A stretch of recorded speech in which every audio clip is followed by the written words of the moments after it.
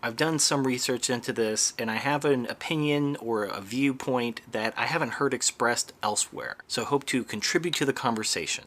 Now, when it comes to Black Lives Matter, a lot of people point out that blacks kill blacks more than whites kill blacks. In fact, blacks kill whites more than whites kill blacks. Cops shoot white people more than they shoot black people, all that stuff. I think the murder rate is 6 times higher in the black community than the white community, and a black person is 8 times more likely to die at the hand of a murderer than a white person is. So it's out of control. The problem is when people try to explain why. Now, of course, the Black Lives Matter, pro-black community, they like to blame white supremacy. White supremacy is the boogeyman that everything is blamed on. It's just like when you talk to someone who blames everything on the Jews and cultural Marxism, white supremacy is basically their equivalent to that. It's their scapegoat for everything and anything they don't like. So yeah, there's these crimes and these murders happening, but it's all because of white supremacy. Now, meanwhile, on the other side of the aisle, you have people blaming genetics, saying there's something wrong with black people genetically. Stefan Molyneux did this thing about the warrior gene, that black people had this gene that's been proven to make them more aggressive. I've also seen a lot of videos talking about IQ differences.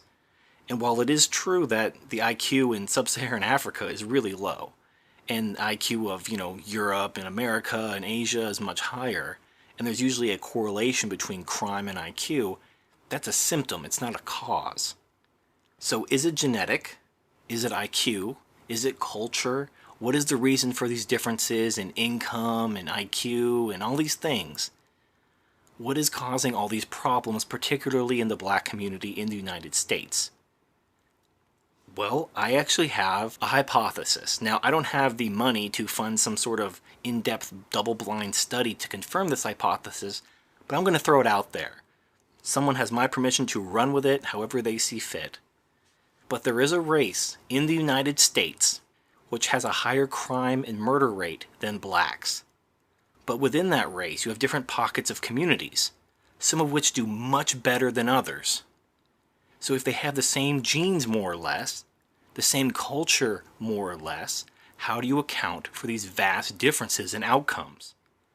One of which is worse than the black community, and one is indistinguishable from the white oppressor community. I'm talking about Native Americans. According to national crime statistics, and I'll post links, I talked about this a long time ago in a video series about the matrix of tribal identity, I'll post a link. Anyway, the point is, Native Americans are shot by the police per capita more than any other race. They're murdered more than any other race. They commit more crime than any other race.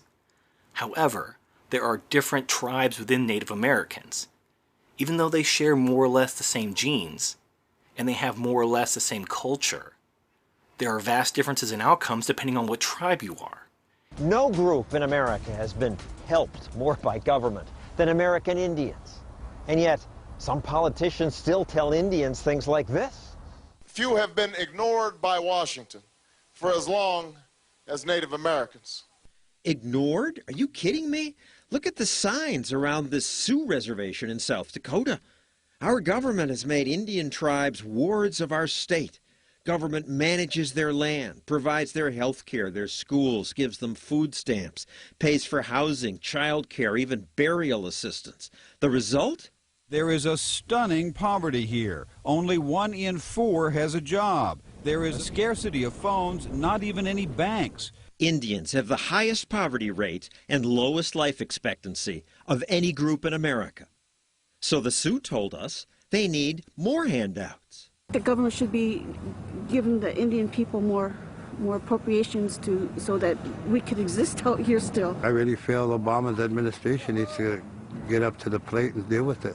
Because white people stole the Indians' land hundreds of years ago, the government signed treaties. And that's why Washington sends billions of dollars to Indian tribes every year. Everybody thinks the government owes them something. It's odd in that no group has been more helped by government than the American Indians, and no group does worse. Maybe it's the government. Ben Chavis is a member of a tribe that doesn't get special government help. And yet, the area where you live looks different from Indian reservations. There's mansions.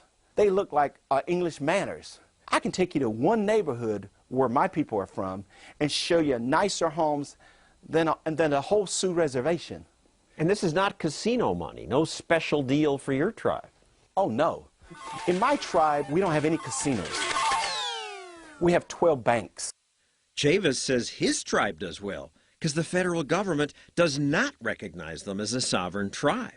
Tribal governments and the Bureau of Indian Affairs manage most Indian land in America. Indians often compete to serve on tribal councils because then they can give out the government's money. You can help your relatives. You can help your girlfriend. You can help your girlfriend's mama. It's a great program. Not so great for the majority of Indians. Because the government owns most Indian property, individuals rarely build nice homes or businesses. No individual on the reservation owns the land, so they can't do anything with it. They can't develop it. Let's look at my tribe. We have title and deeds to our land. That's the secret. I raise cattle, Red Angus cattle. I can do what I want to because it's my private property. My buddy on the White Mountain Apache Reservation, he has a farm, but he can't do the same things I can do. If the tribe decided one day, we want to take your land on the reservation and give it to one of my relatives, they could do that. Government handouts don't work well even for the freeloaders. But there are always enablers who say, yes, they will. American Indians own more land than any group in America, and you are still the poorest group. How can that be? Indian reservations are basically in areas that have been neglected by the United States. The tribes have been located in some of the most isolated areas geographically. So what? Other isolated groups have done well. How come the Mormons got rich? Where they lived, it's just as poor. How come the Amish got wealthy, even rejecting modern tools? I don't know how wealthy the Amish are, and I don't know how the Mormons got rich. Maybe because they weren't relying on government rules and Indian trusts and all your lawyering that teaches Indians to be helpless? Now, to have two tribes of Native Americans with these vastly different swings of outcomes, one of which is worse than the black community, and one of which is vastly better, you can't blame this on genetics or culture. What you can blame it on is government dependence. Because these Native Americans live on these reservations, because they get their financial needs met by the tribal government, they just sit around and do nothing.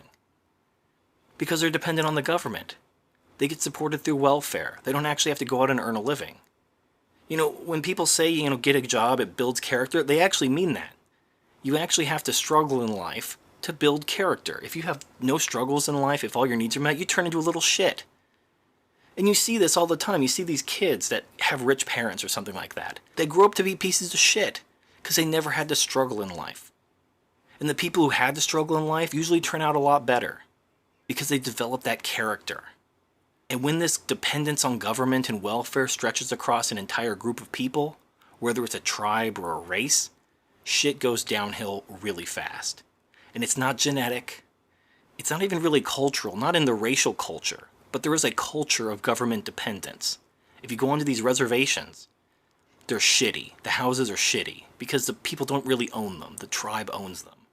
If you make your house too nice, it's going to get taken away from you and given to someone else. So nobody takes care of their shit. It's just pieces of shit everywhere. It's poor as hell. But you go somewhere where nobody's dependent on the government. They're not allowed to be dependent on the government. People have nice houses. They have nice jobs. They're happy. They're free. So what is the problem with the black community? It's not their genetics, it's not their culture, at least not their racial culture. It's their dependence on the government. And this stretches across all races in the former Soviet Union, where it was all white people. When you had white people dependent on the government, and there was no incentive to work, they turned to crime and violence. There was a huge black market in the former Soviet Union. And the best metric for measuring these kinds of problems, this social degradation in these government-dependent communities, is single mothers. Because women are being paid by the government to not get a job if they have a child. So they just get pregnant, have a kid, go on welfare. Whether they get child support or not, they just want to get that welfare check. And it's that culture of government dependence, that is destroying the Native American community. For the most part, there are obviously pockets where this doesn't affect because they don't receive those government benefits. And it's destroying the black community. Now, I think it would be great to raise the collective IQ, not just the black community, but of the entire world. If we could get everybody's IQ above 90, that would be wonderful. If we get everybody's IQ above 100, that would be even more wonderful. But that wouldn't solve the problem. The problem is government dependency. Because as we saw in the former Soviet Union, IQ is no barrier to crime. If you want to fix the problems in the black community, or any community, you need to stop giving them money, stop rewarding them for being dependent on the government. Just cut the welfare off. Now, I understand it's very heartless and cruel to cut poor people off, but you're breeding more poor people every generation. And eventually the gravy train will run out. And then you're going to be left with this army of poor people who are going to turn to violence because they're so used to getting everything they need provided by the government. When the government stops the checks, they're going to start breaking windows and shooting people. Now just imagine if decades ago, during the Great Society in the 1960s, we just decided we weren't going to give single mothers any money. Yes, the single mothers during the 60s would be much worse off. Perhaps some people would have suffered. But now in 2016, we have a flood of single mothers. And now, oh God, we can't cut them off now. There's millions of them. Oh God, we can't do that. And in 10 or 20 years, there's going to be even more of them, and more of them, and more of them. Until you just can't feed them all. Until you run out of other people's money. And it all comes crumbling down. So that's my contribution to this conversation. It's not about genetics. It's not about culture. It's about government dependence. Cut the welfare. Stop rewarding single mothers for breeding. It's common sense that if you tax something, you're going to get less of it. And if you subsidize something, you're going to get more of it. This is why people are always raising taxes on cigarettes, to help people stop smoking or not start smoking. But we reward women for being single mothers. We give them money to support their bastard kids, so they get cash and they don't have to get a job because the government will support them and give them all kinds of free stuff. And we're just creating more single mothers each generation. And the problem is getting worse, not just for the black community, but for all communities. These statistics are going up and up and up. And consequently, as single motherhood continues to rise, as government dependence continues to rise, you're going to get more and more problems. So let's broaden the conversation beyond talking about IQ and genetics and actually talk about government dependency. Because I believe that is the real root cause. And it is colorblind. This is Turd Flinging Monkey. Thank you for watching, and I'll see you next time.